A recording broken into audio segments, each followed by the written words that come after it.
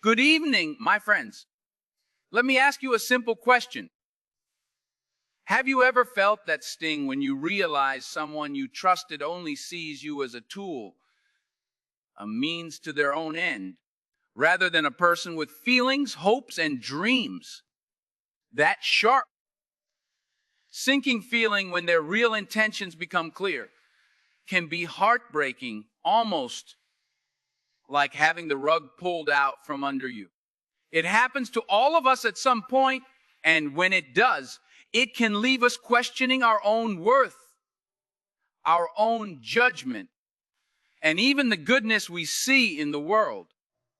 But I'm here to tell you that recognizing these attitudes and taking action can transform your life from a state of confusion and hurt to one of clarity and empowerment. This is not just about blaming others.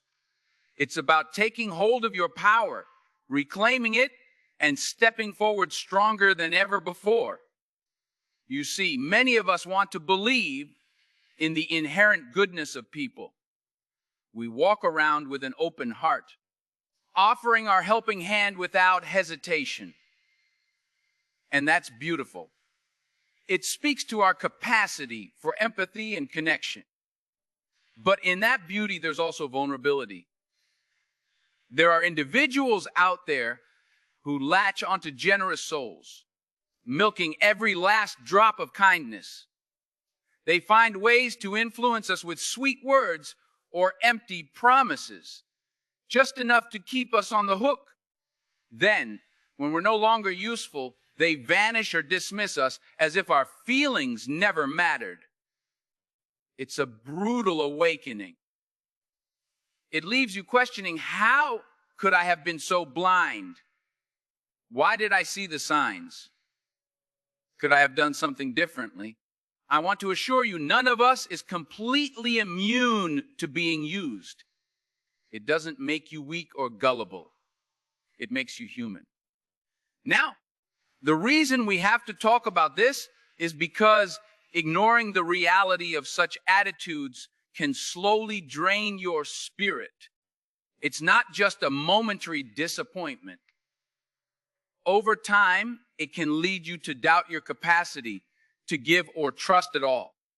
You might start building walls so high that even the people who genuinely care about you can't get through.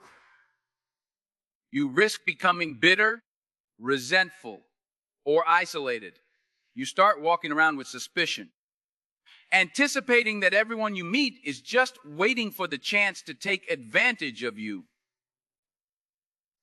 That's a heavy burden to carry, and it's certainly not how we're meant to live. We are meant to connect with one another, to reach out, to share, to uplift.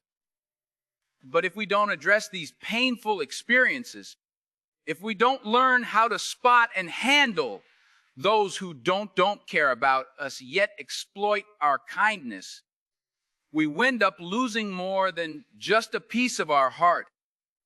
We could lose our passion, our optimism, and even our faith in the goodness that's out there. I want you to reflect on your own life for a moment. Think back to times when you felt used by someone who showed little regard for your well-being. Was it a colleague who befriended you just to get a project done, then vanished afterward? Was it a so-called friend who rarely asked how you were, but constantly needed a favor? Maybe it was a romantic partner whose affection seemed to dry up as soon as you stopped giving them what they wanted. In those moments, did you blame yourself? Did you shrink back and decide, I'll never trust again? Or did you vow to become stronger, to remain kind without letting yourself become a doormat? These are the questions we need to face head on, because how we respond can shape our entire future.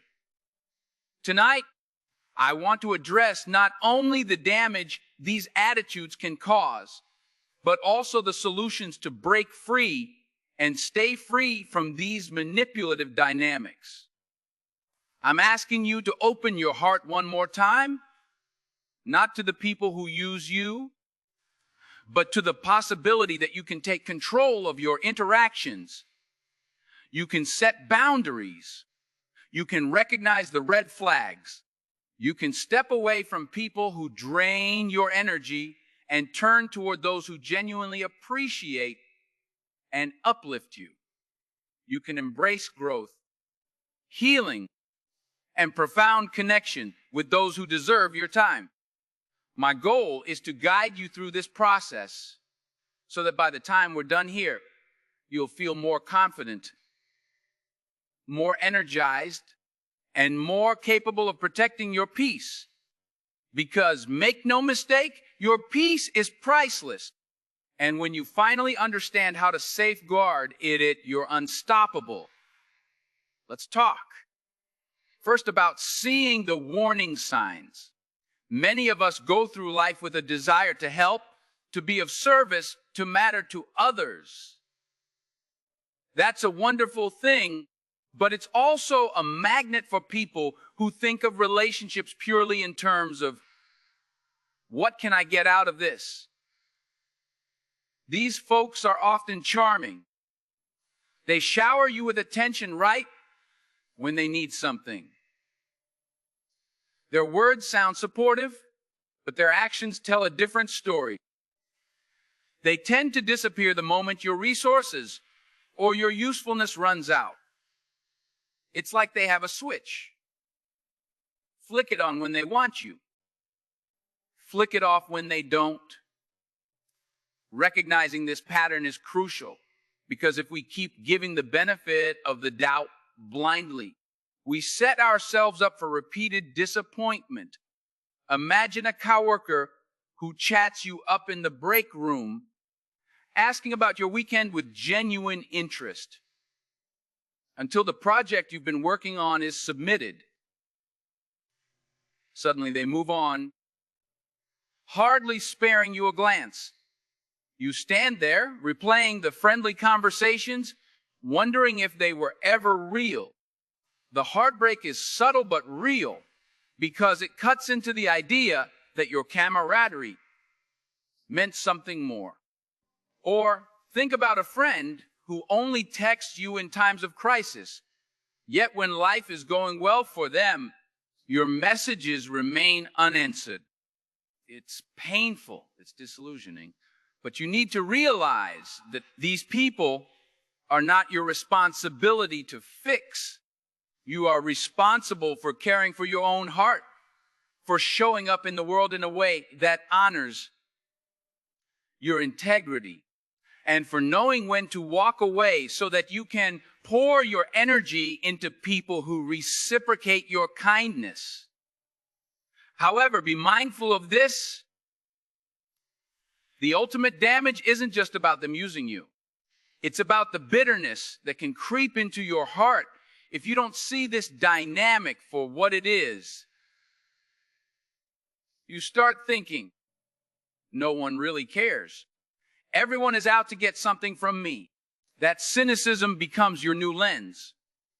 Suddenly, you're robbing yourself of the joy of connection with genuinely caring individuals. The solution starts with awareness. When you spot the red flags, like one-sided communication, constant requests without reciprocity, emotional manipulation in the form of guilt trips or gaslighting, pause and ask yourself, is this truly a mutual relationship, or is it a one-way street? Once you identify it, stand firm. Communicate your boundaries if the relationship is worth saving. If they dismiss you or belittle you when you share your feelings, that's an even bigger sign that they do not value your well-being. And if the relationship isn't salvageable, walk away with your head held high. Because the minute you decide to protect your energy, you reclaim your power. You liberate yourself from the emotional prison that manipulators want you in.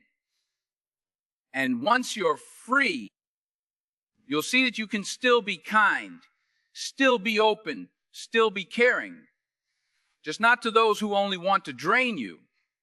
In this sense, you develop what I call compassion with discernment.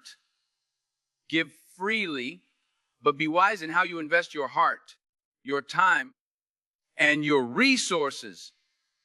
This is how you maintain your integrity while avoiding the traps that unscrupulous people set. This is how you preserve your hope in humanity while setting healthy boundaries for yourself. But let's take a moment to dig deeper into a specific scenario that happens far too often. Letting the same people use you over and over again because you hold on to the memory of the good times or the hope that they'll somehow change. This is a prime example of ignoring the glaring signs. You think they were kind once, maybe they'll be kind again. And sure, maybe there's a spark of decency in them. But hoping for that spark to turn into a flame while they consistently show you otherwise is risky. You spend valuable time waiting for a transformation that might never come. Meanwhile, your emotional energy is drained and your self-esteem takes a hit. The critical lesson here is to stop waiting for proof that you're worth caring about. You are already worthy of genuine love and respect. You don't need someone to demonstrate that through half-hearted gestures or empty words. Recognize your own worth. People who care will show it in consistent actions, listening without judgment, reciprocating your kindness, supporting you even when it's inconvenient for them. Anything short of that, be careful. Don't let your life become a revolving door for people who only see you as a service provider. That's not what you're here for. Now, I want you to imagine if we never become aware of these destructive dynamics. What happens then? We sacrifice our dreams, we sacrifice our energy, and we sacrifice the possibility of building fulfilling relationships with others who do genuinely care. If you're constantly investing in the wrong people, you have no space for the right ones. It's like pouring your water into cups with holes in them, leaving yourself empty every time. But you can learn to detect those holes, patch them up, or find new cups entirely. It's not about shutting yourself off from the world. It's about channeling your generosity where it will truly blossom. All of these realizations lead us to the next crucial point. Building the self-respect and resilience necessary to break free from exploitive relationships. This is more than just recognizing the signs. This is about confronting your internal dialogue that says you somehow deserve this treatment or that you can't do better. You can't. You must. When you start believing you're worth genuine care, you begin to attract people who validate that belief. Because when you set boundaries, you're teaching others how to treat you. And people who have no interest in genuinely caring for you will naturally drift away, which is actually a good thing for everyone involved. You see, setting a boundary is not an act of aggression or selfishness. It's an act of love for yourself, and paradoxically, even love for the other person, because it refuses to let the relationship continue in a dysfunctional manner. But how do we build that self-respect when we feel drained or used? We do it by remembering our own values and strengths. Recall times in your life when you overcame challenges, when you succeeded at something that mattered to you, when you felt genuinely appreciated by people who saw your worth. Think about the value you bring to the table, your kindness, your skills, your unique perspective. They all matter when you make a conscious decision to focus on these positive attributes. You strengthen your sense of self. You shift the power balance. You're no longer at the mercy of those who treat you like a convenience. Instead, you stand tall, open, and clear about who you are and what you deserve. Here's a practical solution. Practice saying no without guilt. Try it. The next time someone asks you for a favor and you sense they're just using you, say no, kindly but firmly. Watch how it feels. If they get angry or try to manipulate you into changing your mind, that's a neon sign telling you everything you need to know. Your value does not hinge on pleasing everyone. Your worth is not determined by whether you fulfill every request. People who genuinely love and respect you will accept your boundaries. They might be disappointed at times, but they won't make you feel bad or less worthy. They will respect your no because they respect you as a person. Once you start saying no, more often to those who exploit you, you'll have more energy and time for the people and activities that truly enrich your life. Imagine the emotional and mental freedom you'd feel if you didn't have to walk on eggshells or constantly worry about how to keep certain individuals satisfied. That freedom is invaluable. It opens doors to deeper friendships, more meaningful connections, and a sense of authentic belonging. It shows you that you don't have to settle. Never forget that you deserve authentic relationships where respect, kindness, and concern flow both ways. You deserve to share your gifts with people who see you, not just your usefulness. Now, I want you to take a second and look at your own interactions. Ask yourself, who in my life seems to only contact me when they need something? Who completely disappears when I need a listening ear or a helping hand? Let that sink in. That pause, that stillness is where we find truth. You might feel resistance. Maybe they're family, maybe they're an old friend. It's not always easy to face this truth, but sometimes the hardest decisions are the ones that set us free. You can still care for someone from a distance. You can still wish them well without allowing them unlimited access to your heart and resources. Boundaries keep the good in and the bad out, and they allow for the possibility of real change. If someone genuinely wants to be part of your life, they will adapt. They will respect your boundaries. They will grow. If they walk away, they were never truly in your corner to begin with. It's also vital to note that we're all works in progress. Sometimes we might find ourselves unintentionally leaning too heavily on others without reciprocating. This process of being vigilant about people who use us can help us avoid becoming that kind of person ourselves. Because deep down, we all want to be treated with dignity, and we all need to treat others in that same spirit of mutual respect. There is power in empathy, in collaboration, in showing up for each other in times of need. When you recognize what it feels like to be used, you become more sensitive to never putting someone else in that position. That's true growth. That's how we each contribute to a more caring, authentic community. Now, let's consider the second crucial aspect of this conversation: healing from the aftermath, and moving forward without the baggage of resentment. Because even after you identify these users, after you set boundaries and distance yourself, you might still struggle with feelings of betrayal, anger, or disappointment. You might carry that bitterness and let it shape your interactions.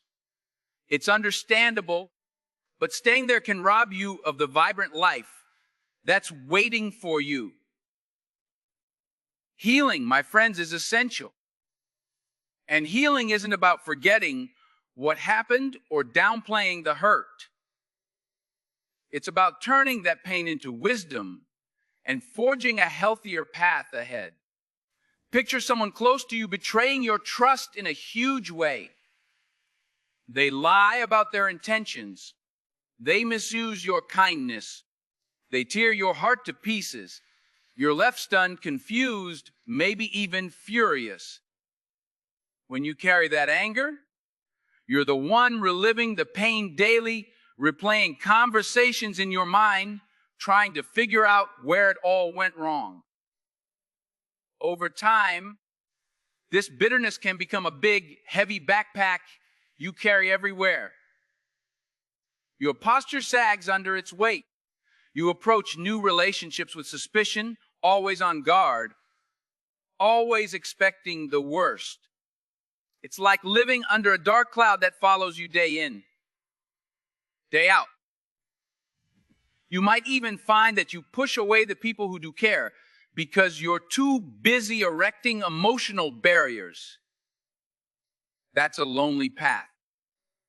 But there's another route. It's called forgiveness. Not forgiveness as in condoning their behavior or welcoming them back with open arms, but forgiveness as a release of their power over your emotional state. It's saying, what you did was wrong, but I'm choosing to no longer carry this burden on my journey forward. This choice liberates you. It's not a sign of weakness. It's a testament to your strength. You refuse to let their actions define you, poison your outlook, or diminish your capacity to love. You rise above it. You learn from it. You use it as a stepping stone to become more discerning, more self-aware, and more aligned with the relationships that honor your worth. Let me share a small story with you. Years ago, I knew a person who seemed genuinely supportive. We shared ideas, collaborated on projects, and built what I thought was a solid friendship. But over time, it became clear that they only showed up when they wanted introductions to certain contacts or access to certain opportunities. After a while, I felt drained and a bit foolish for not noticing sooner. When I finally called them out, they brushed me off. It stung. It left a bitter taste. For months, every time I thought about it, my blood would boil. Then I realized I was allowing them to live rent-free in my mind. They had moved on, continuing with their life, likely finding new people to exploit. Meanwhile, I was stuck in anger, stuck in disappointment. I made a decision. I'm done letting this control me.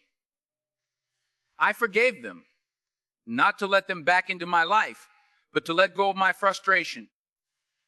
I learned the lesson: do more thorough checks on who I share my resources with and watch for reciprocity. That shift in perspective allowed me to move on freely, to maintain my kindness, while being wiser about where I invest it. This leads to the core practice we all need in life: balancing openness and caution. We don't want to become so guarded that we isolate ourselves. We also don't want to be so open that we end up feeling used and unappreciated. Finding that middle ground where we can give generously, but also recognize when someone's only in it for themselves. represents emotional maturity. And yes, it can be tough. You might occasionally second guess yourself, but that's normal. The key is to keep refining your sense of discernment, to keep reminding yourself that you deserve to be treated with respect. You can walk into each new interaction with an open heart and attentive eyes. The two are not mutually exclusive. So if you're still harboring rage, if you still feel the sting of being used, I invite you to consider the power of release. Let that heartbreak, that betrayal, that moment of disappointment become a brick in the foundation of a stronger you. A you who knows that not everyone deserves unlimited access to your generosity. A you who understands that the love you have to offer is precious and should be met with genuine appreciation. A you who forgives, not to excuse bad behavior, but to unburden your own spirit.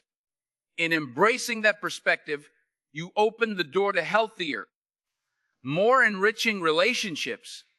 You become a beacon of a different kind of energy, one that radiates self, worth, and calm conviction. And guess what happens then? You start attracting people who respect those boundaries and share those values. You might be asking, so how do I build that new network of supportive, genuine people? First, you become the type of person you want to attract. Practice kindness for its own sake, not because you expect something in return. Show up for people who show up for you. Celebrate their wins. Comfort them in their losses, and accept the same in return without apology. If you find yourself in a group circle or environment where your contributions are constantly overlooked or taken for granted, that's a sign it's time to find a space that truly appreciates what you bring. Seek out communities, online or in person, that share your interests and values.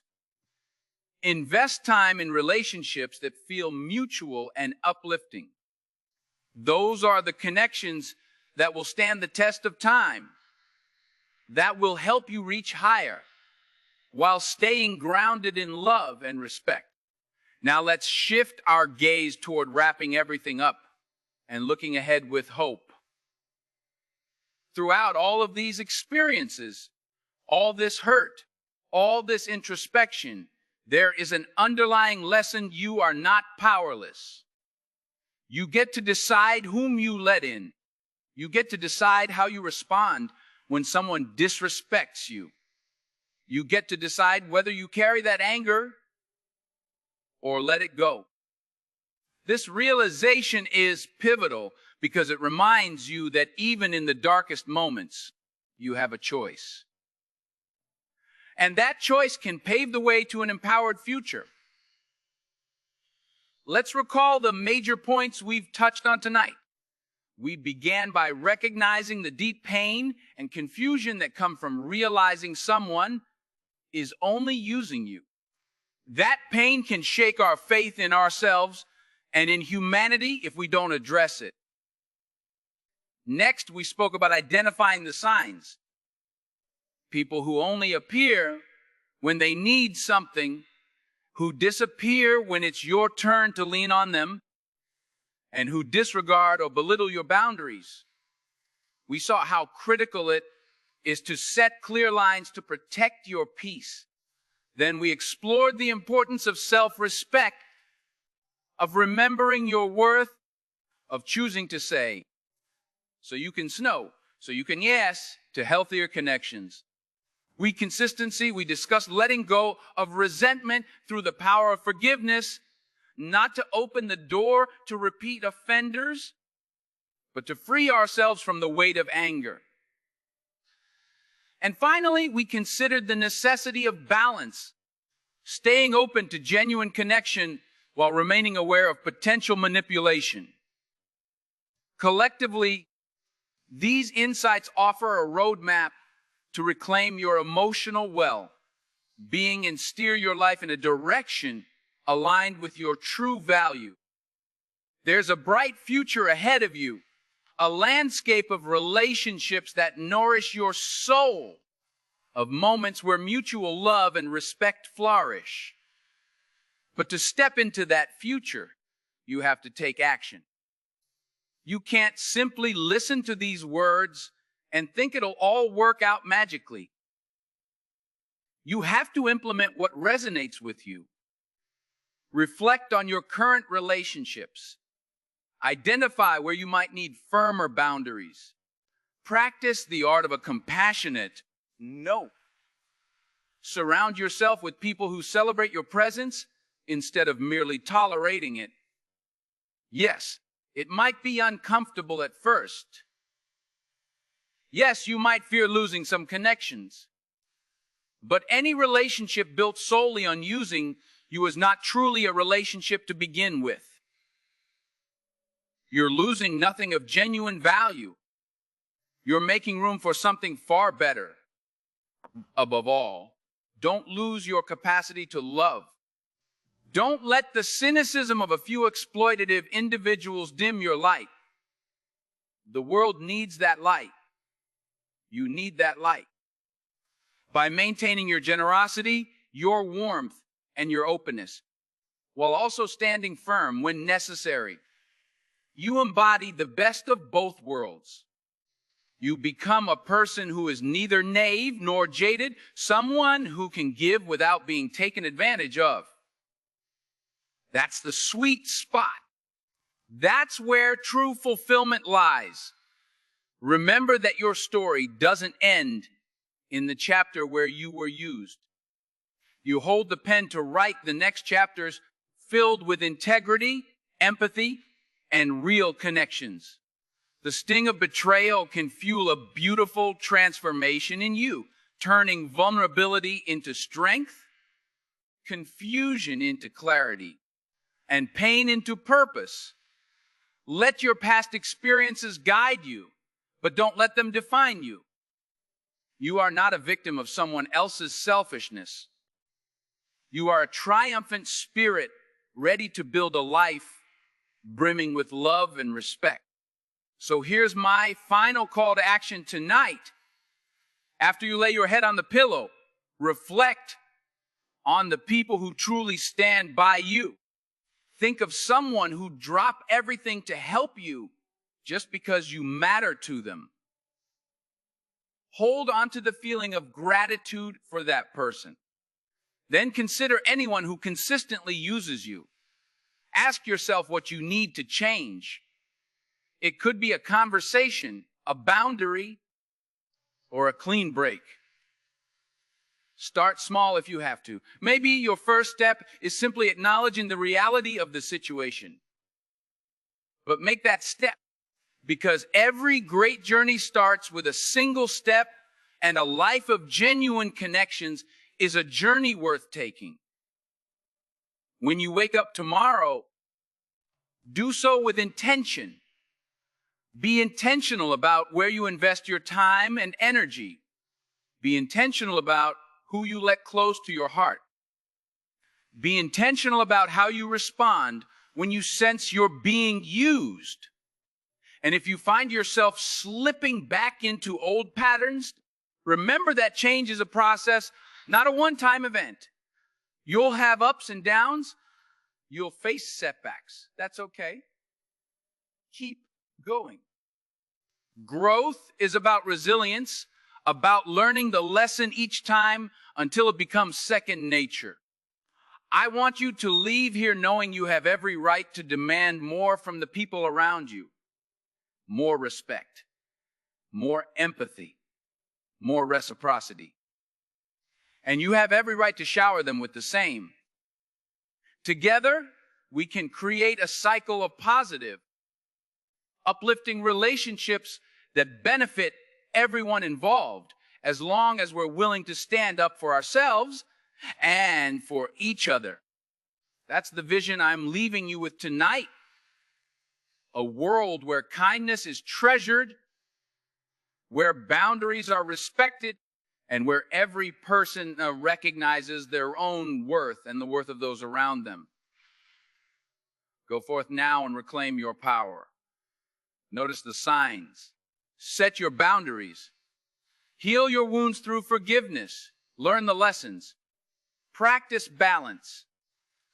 Embrace your capacity to love and be loved in a genuine way. That is your path to freedom. That is your path to peace. And that is your path to a life marked not by how many times you were used, but by how many real connections you forged and how much joy you shared. Remember, you were not placed on this earth to be a doormat for someone else's convenience. You are here to shine, to build real bonds, to dream, to laugh, to uplift and be uplifted. So stand tall, speak clearly, and let the world know you will no longer tolerate being used. Yet also let it know you will never lose your hope, your warmth, or your commitment to doing good. That delicate dance of strength and kindness is where your true power lies. You've got this. Now step forward. Carry this newfound resolve with you and make your life a testimony to what it means to treasure and be treasured in return. And if you feel doubt creeping, and along the way, remember this moment. Remember the promise you made to yourself to value your heart, to protect your spirit, and to give your best to those who earn the right to receive it. Thank you for listening. Thank you for sharing this space with me. Let's walk out of here with renewed energy, heads held high, hearts open yet guarded by wisdom, because that's how we change our world. One boundary, one act of kindness, one genuine connection at a time.